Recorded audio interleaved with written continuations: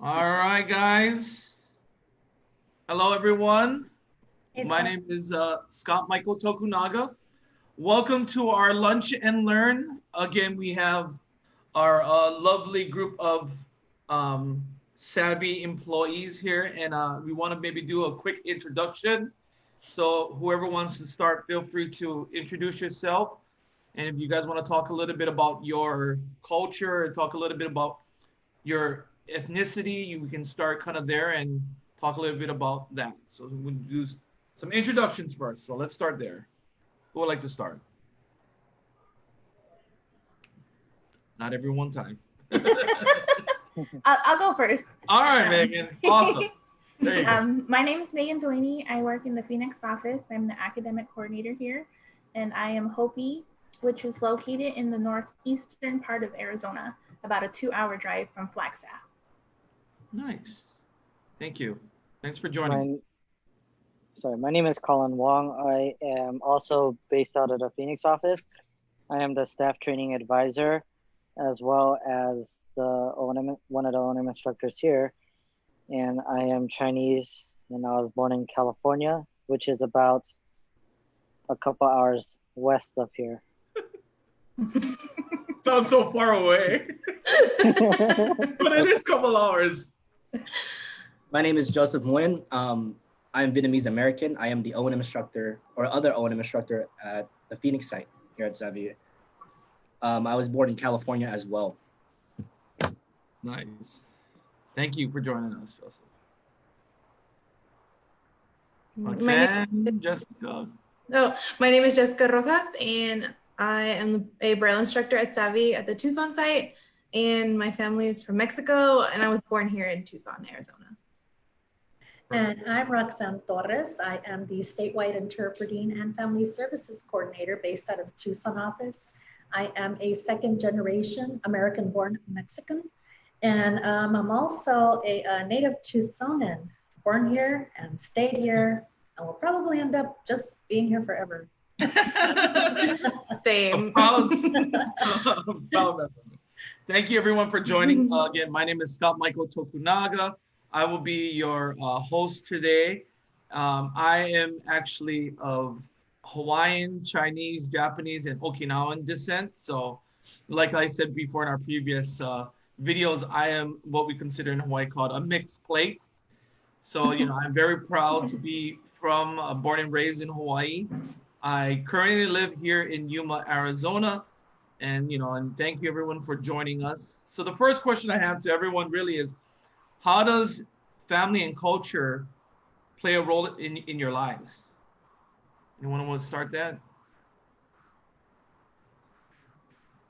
I'll start, and I'll I'll ask now. Okay. Always the person to start, yes.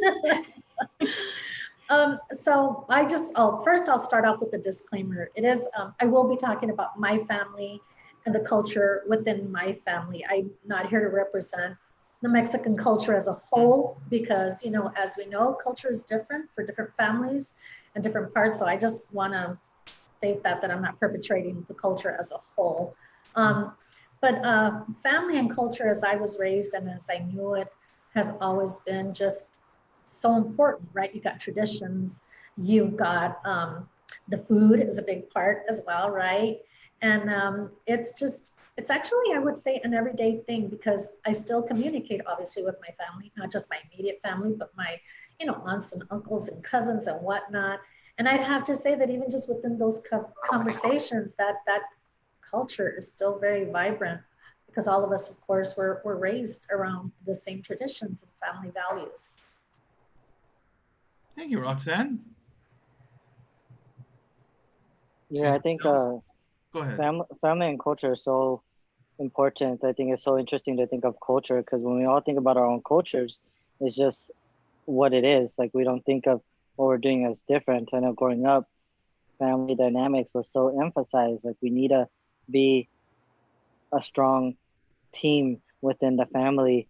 And like Roxanne said, food is so important. I didn't realize that when I was growing up, that anything that I was doing within the house was different.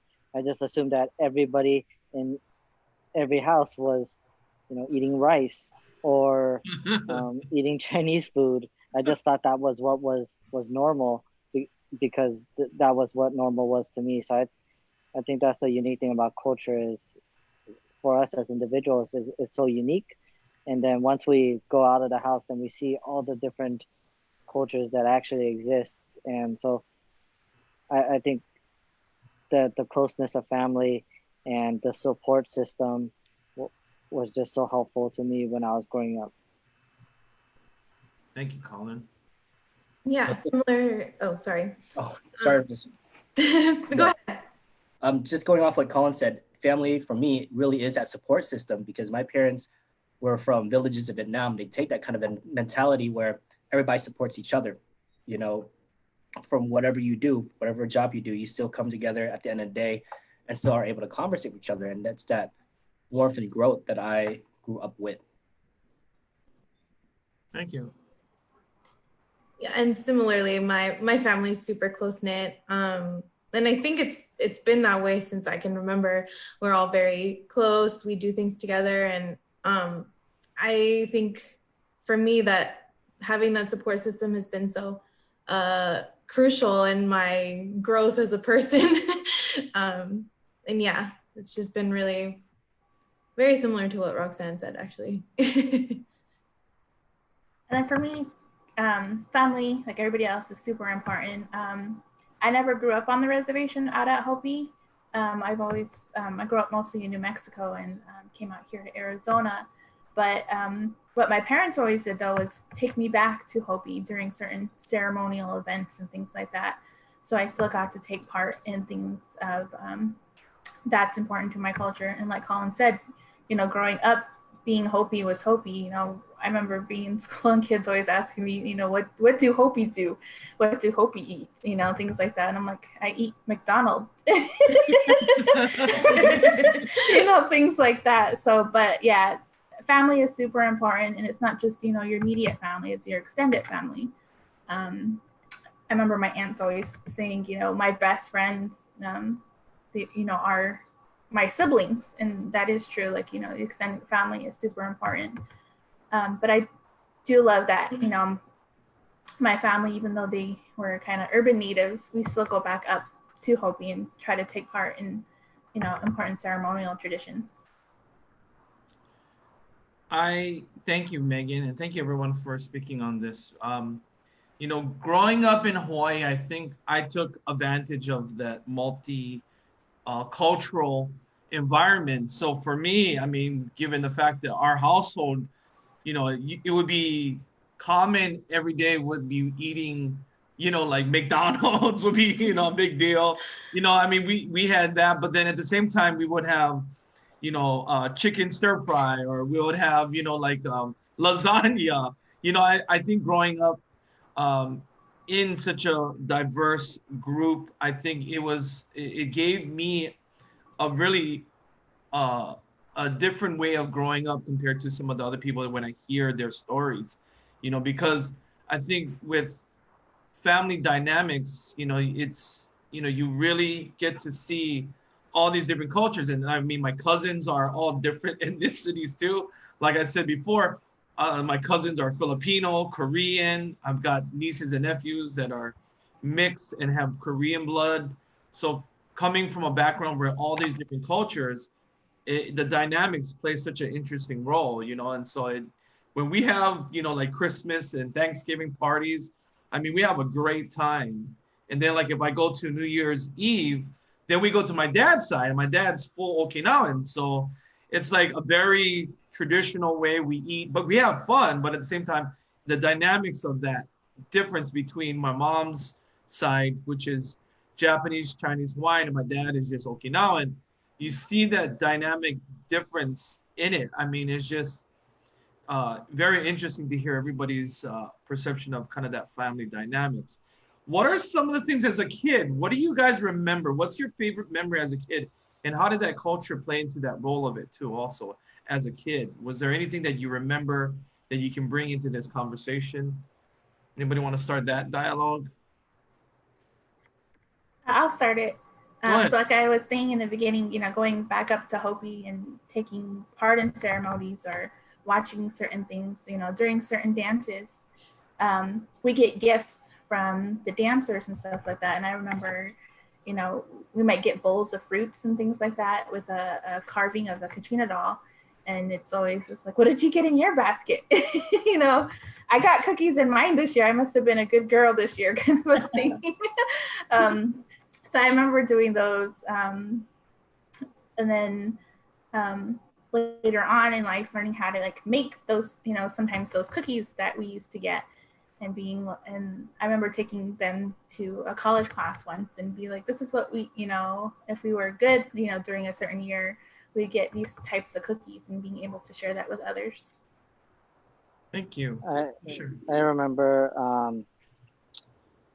to me, my favorite holiday was Chinese New Year's or Lunar New Year, because as a kid, I didn't know what necessarily we're celebrating, but I remember that we would get red envelopes with money inside, and it represented good luck, and that was what I remember, just going to different relatives' houses and just collecting free money. But it was very symbolic, more so than I'm making it sound. Sounds like fun. Kind of to jump off what Colin said, you know, not realizing when you're little how symbolic things can be. Yeah. So like, you know, the Kachina doll carvings, they all had different meanings to them. You know, for like sometimes little girls will get them, it's girls who usually get them, and they're represent sometimes, you know, things of like, later on in life, you might have them if you're trying to conceive a baby. You might have a particular Kachina doll to help you kind of, I guess, put an impression in your mind. So it can help you trying to conceive and things like that. So, you know, but, you know, as being little girls, you're just like, cool, I got one. That's so cool. Well, I just want to start off by saying I'm really jealous, Scott, that you grew up in Hawaii. You know, that must have been rough.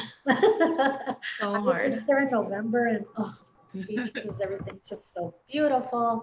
But you know, listening to everybody sharing, and it's so interesting. You know, you look back when you were a kid, and again, this goes back to, you know, I didn't know things were different in my house, right? And as I become a woman and have my own family, the traditions that I saw back then that maybe I would have thought were like, oh God, it's so boring. You know, the adults are over there doing this, and us kids are out here playing. Why do they have to stay in there? Why can't we go in? You know, and now looking back, thinking why? You know, sometimes when I was a little girl, our families would have what we call tamaladas. You know, people go, the family gathers, you make tamales for the holidays, right? It was fun eating them, but of course we weren't allowed in the kitchen. And now as a woman and that I have my own family, it's now I'm doing that. You know, I have my family there. I have my loved ones there. And we all gather and have a little assembly line and make our tamales. And it's so interesting to see how some traditions just evolve, you know, and part of my culture, my family religion is pretty incorporated. I'm a Catholic. I grew up a Catholic, and as a little girl, you know, having trouble with my eyesight, as a little girl, my parents decided to hold vigil for our Santa Morena, which is La Virgen de Guadalupe, who's the patron saint of Mexico. Her day of honor is December 12th, and tradition, culturally religious, you hold vigil for her on the 11th. You know, you pray a rosary. And not on top of me being embarrassed that people were gathered at my home when I was 6 years old. I don't want people to know I had trouble with my eyes. And now looking back, what a beautiful thing, you know, for your parents to do for you. And now to carry that on as well. So it's such a strong thing. It's a powerful thing. You know, what you come to realize as an adult. And I think all kids take things for granted anyway. You know, I think I can broaden that statement comfortably, but it's just such a beautiful thing how you just kind of grow into those things, and that's tradition, right? Then you pass it on, and I just want to share that. Thank you so much for sharing. That's so funny, Roxanne, because like when we make tamales at my house, we were very involved as children. Like we we had to be there. Like when we would do the green corn ones, and you have to be there in the hot sun, getting rid of all the husks and the worms. And oh my God, I hate it. It was awful. Oh my God. But now it's like so different that I'm older and I'm like, okay, like now I understand like the importance of it because you don't get them very often. And like even now we don't make them all the time.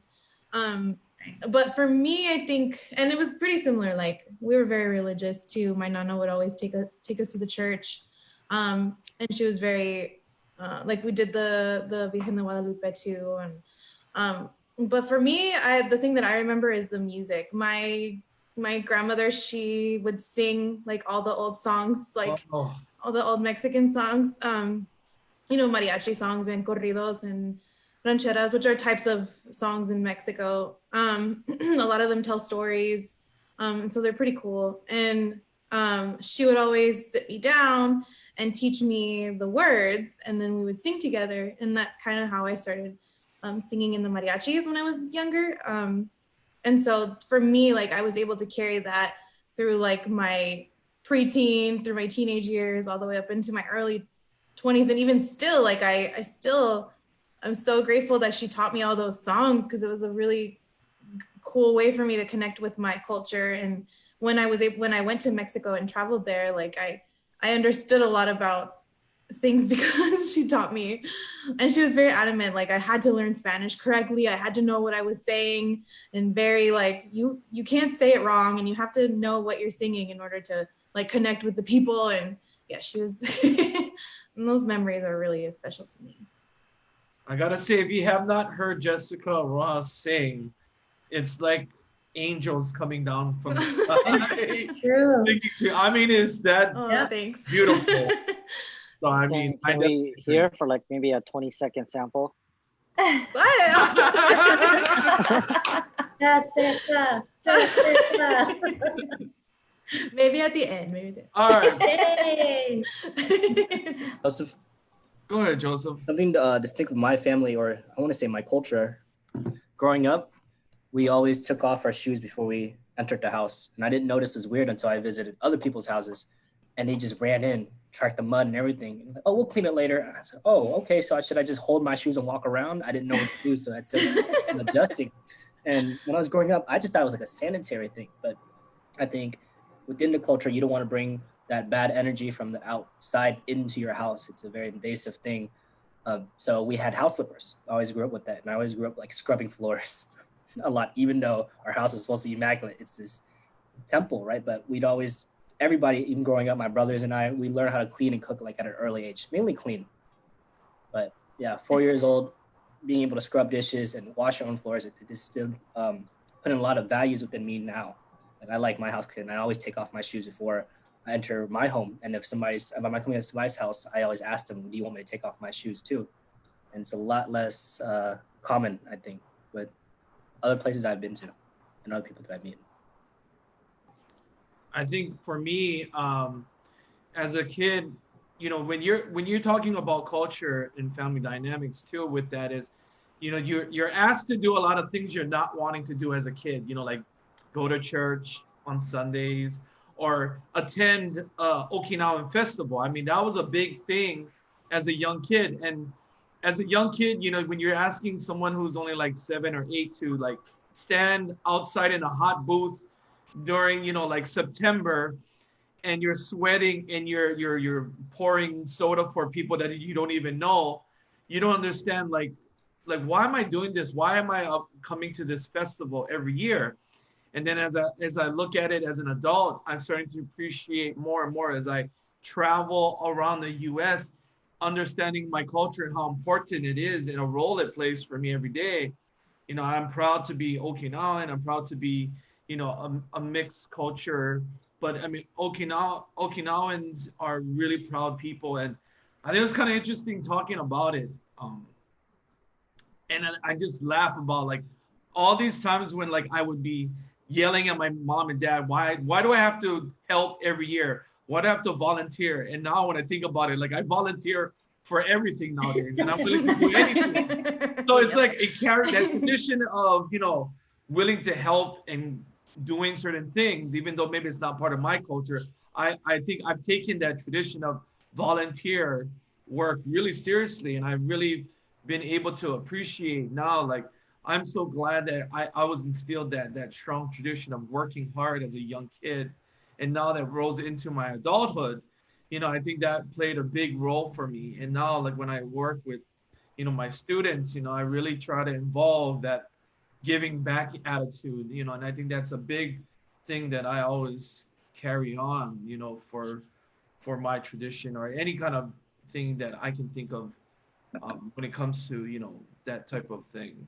Um, Anybody else kind of, so I know we talked a little bit about tradition, but does anybody want to talk a little bit about some of the culture behind, and I know um, Roxanne brought up this, and I think it brought up a good topic about it. Has anybody thought of how that dynamic of culture and blindness is related, or is it related to any of you? Have you had any issues with that? And was there any family dynamic of that throughout your life? Did you have to deal with that?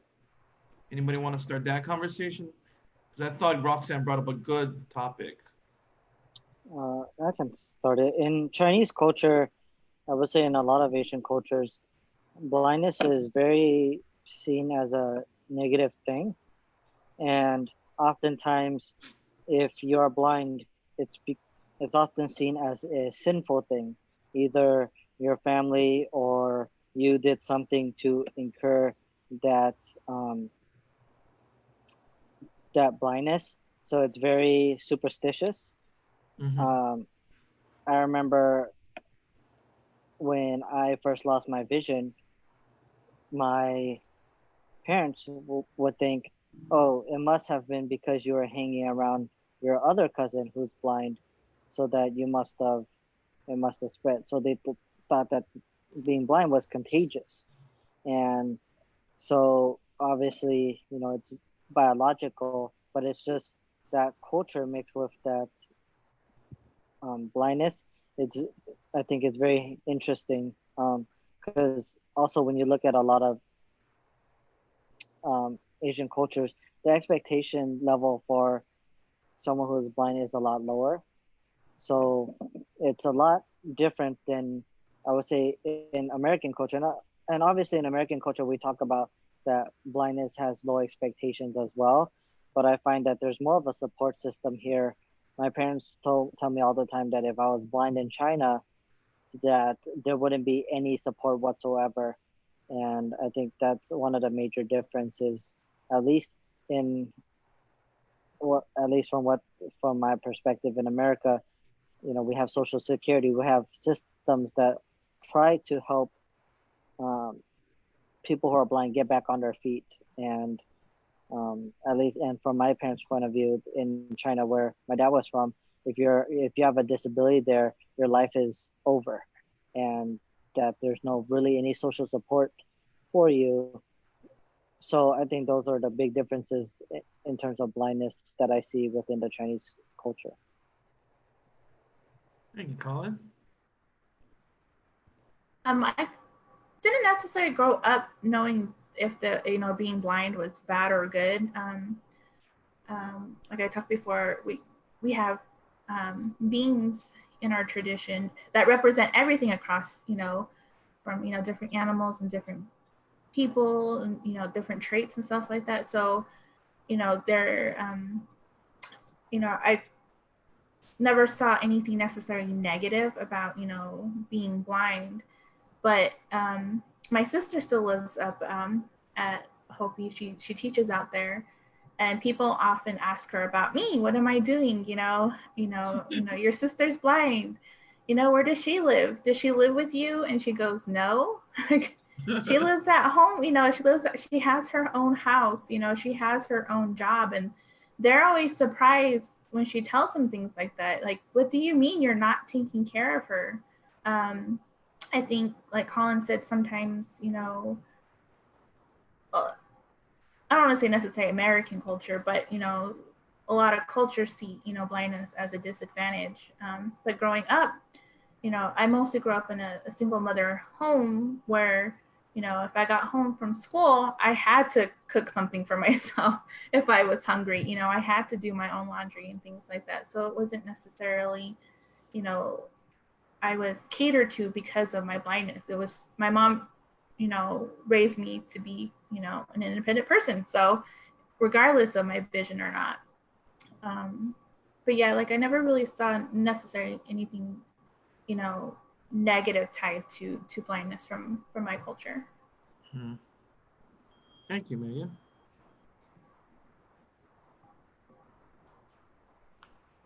I think I'd like to talk about, like, again, this is comparison, you know, I don't know if it's a universal thing, if it's just American thing, Mexican thing, but the word blind um, can often be offensive, right?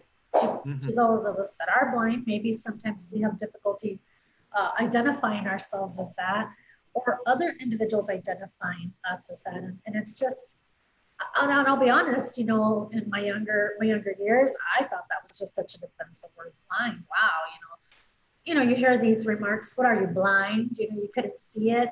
It just was so relative to being ignorant or stupid, right? Just so many different things, like, so many sayings. I read the word blind in books, and it always refers to, you were so blinded by it, or they must have been blind. And it's always so relative to ignorance. And in Spanish, the word ciega, feminine, or, gender, or ciego, masculine gender, it kind of is the same, but I've learned, again, I'm speaking to my own family dynamics and the culture that I grew up in within my family. Sometimes we minimize things. And so rather than saying, está ciega, she's blind, is, ay, está cieguita. You minimize it. You add that little ITA, which makes it smaller. We do that a lot with different things. Like if someone's overweight, it's está gordita. Oh, está flaquita, skinny. It's just minimizing the word. And I always relate pity when individuals do that. And I talk to my family, we've all worked on it together. And it's just interesting, the whole blindness, that word advancement. I don't know who used it right now, but sometimes it's really hard as a whole for people to see individuals who are blind have expectations and advance, whether it be in school or in their careers. If you see an individual who's blind working at a Circle K, oh, sweet, he's working at a Circle K. Is that great? But and again, I'm talking about my Hispanic culture. I'm talking about an individual who's blind that's employed. But yet no one's going to say that about an American born and a Caucasian working at a Circle K. Hey, oh, cool, they work at Circle K. So I just find it interesting. And I don't know if anyone here has experienced that within their own culture as well. But I just, it's always like that pity, and always like, wow, she's just doing so great. Isn't that awesome? Instead of like, she's doing pretty well for herself. That's pretty cool. Or I do struggle with that. I don't know if others struggle with that as well, with the whole use of the word blind, or just, being able to be yourself and doing things like everybody else does and being respected for it. Thank you, Roxanne. I can tell you from my own personal experience, I've talked about it before, but so I have 7 people in my family that have the same eye condition I have. And, I have to admit, before I got training, my perception of blind individuals, was very different. And, even as a kid, when my mom, I got diagnosed with my eye condition at 9. And, for her, her perception of blindness was very obscure. And it was just kind of like she didn't understand and know. So I could just remember as a kid, she would just be crying like all the time about it. So, flash forward to now where my life, I'm living by myself, I'm living on my own, working hard, she's seeing that difference from that family dynamic. And, it's carried over to like my family too. So like, I've got cousins that are part of the National Federation of the Blind. I've got my uncle who started, coming to a lot of the meetings after I've been encouraging him to come. So I'm seeing that slow change of that family dynamic. I mean, I even have a cousin who's a president chapter of a NFB chapter in Hawaii. So I mean, I've slowly seen this change in our family dynamic. Culturally, I mean, I'll be honest with you, I didn't feel like there was much of that I got from like from my family, but from culture wise, I did see a lot of that misconception of blindness a lot. Like I would go to like Chinatown with my grandfather, or and I would notice as a kid, and then versus where like if I travel now with my cane around in Chinatown, I do see a little bit difference from that culture point of view. So it's very interesting, that dynamic of it growing up, not knowing that, and then now seeing that difference. There is a difference or misconception of it. And I do find that there are a lot of misunderstandings that we have throughout, traveling in different parts of Hawaii, because there is a strong, like how Colin said, right? In the Chinese culture, they have a very certain way of how they view blindness. But in Hawaiian culture, it's a little bit different, and it's so interesting in Hawaii, we have such different, vast understanding of blindness, but ultimately, it's still kind of the same. It's still somewhat looked in a negative point of view. And so that's kind of where, I have my own personal experience of it. I've seen that difference, not from my family, but I've seen it more from my culture, especially when I'm traveling in certain parts of the Hawaii. So that's the interesting dynamic for me. So what about you, Jessica? Oh yeah. Yeah, I was gonna say, like, I think that similarly to Roxanne, I definitely struggle with the minimizing. Actually, when I was growing up, like, we didn't say those, like, we didn't say, oh, she's blind or she's cieguita. Like, other family members, like if we went to Mexico, like they would say it, but I don't remember like my family ever like saying it. And it was it almost felt like it was like a taboo, like, shh, like, I don't know. And my family was very religious. And so I went to a lot of churches and was prayed over. But I think like my biggest memory is like, my grandmother had this like little thing of holy dirt that she would put on my eyes like every day before school. And she'd be like, just, if you keep doing this, like you're gonna get your sight back one day. And it was always like that, like you're gonna be able to see one day. And I'd be like, okay. And then I go to school and people would be like, why do you have dirt on your eyebrows? But it was really always really hard to explain to them, like, oh well, and like, and I think because I know like that struggle exists, like it kind of helps me to be a better instructor, because I see how those things can affect my students as well. And so like trying to figure out how to break through those barriers to help them. Because I remember like when I like went to do my comprehensive training services and I learned how to cook, and then I was there for like 3 months, and then Thanksgiving came and I came home and I like made cookies, and my grandmother was like standing behind me like freaking out because I was using the oven, and she was like, you're gonna burn yourself. And I'm like, no, it's fine, like I know what I'm doing now. But and it's still hard, like I think it's definitely not something that goes away as you get older, but I think like the rest of my family gets it. And I think, I don't know, we let it go because she's the matriarch, I guess. But I definitely think that helps me to be a better teacher, because I kind of understand a lot of those struggles that students kind of go through with their own families, and it's kind of so important for them to figure out how to break through those barriers for themselves, just like I had to figure it out too. Yeah. All right, we're gonna end it here very shortly. I'm gonna ask a question. I want everybody to answer this question. If you had to live on an island for 1 year, who from your family, one person you can choose, this is a tough question, one person to live with on an island for 1 year, who would it be? Anybody want to go first? I'll go first. Whoever. Okay, I'll go first. I totally picked my sister just because, you know,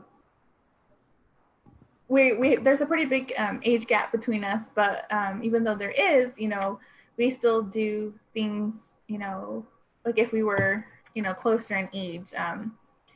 And she knows like there's really no limit to what I can do. I might need assistance here and there, but you know, there's really nothing, you know, I can do. A couple of times she's taken me, you know, out hiking where there's really no trails, and if you fall off, you fall off and probably die. You know, and she's taken me up, you know, like things like that, or you know, going to Disneyland, you know, things like that. So I totally would pick her. Nice. That's a great answer. I love it. Who's next? I would easily take my grandma. She's Oh. very tolerable. She's kind of hot-tempered sometimes, but I think all my family, I can't hate my grandma. I really can't hate my grandma. But also, she's got survival skills. If she's lived in the jungles of Vietnam, I think an island would be a breeze for her. She's very knowledgeable in the way. Nice. I choose my wife. Does that count? Will you get in trouble?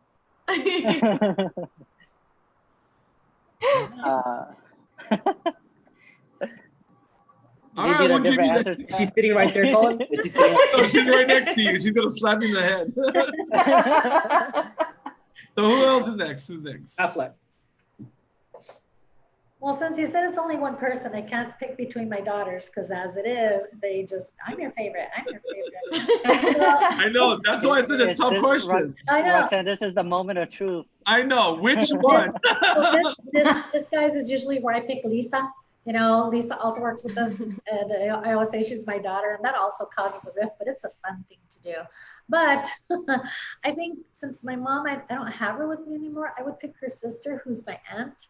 Oh. And she's just so cool. She likes casinos. I bet we could find like seashells and play like bingo or something, and you know, just sit there and talk about family. Oh, she would just be so awesome to spend time with.